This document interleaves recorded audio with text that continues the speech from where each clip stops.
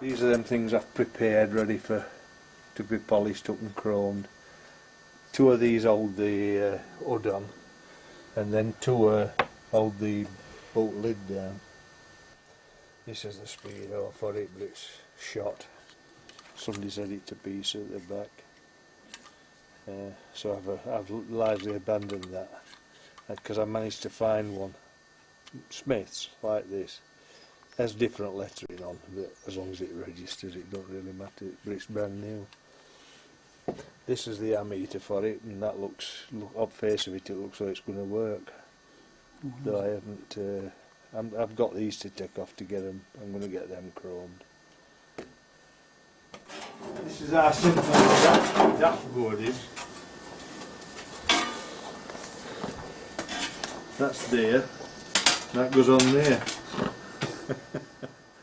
I'm torn because there ain't many pockets on this car. Look how simple the hinges are.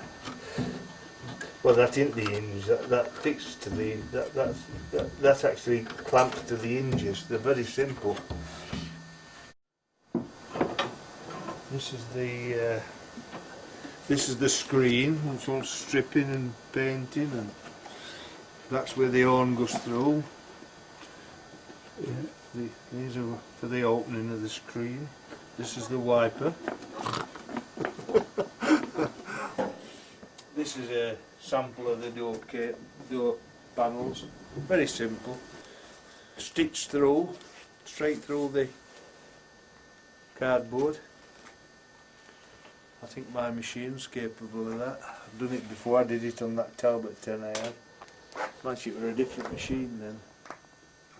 The other interesting feature that we haven't mentioned is it's only one door, of course, which is this. You have to get in from the passenger side. A modern car, this is the bit, the fork that operates the clutch through the thrust bearing. The thrust bearing sits on there, and normally that's internal in the bell housing. Obviously on this car, you can see how it operates. It's totally external. And in fact there ain't a bell housing at all.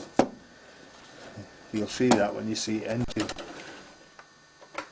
That's the thrust bearing, yeah, on which that fork for the clutch operation operated by pressing there. Yeah. That pushes that forward, which pushes these 3 levers. 1, 2, 3. So when that little lever goes in, that bit pulls out, and these pull the pressure plate off and release the clutch. This is a little filter. Stop you getting debris in. Bit coarse, isn't it? I thought, what's this? And guess what it is?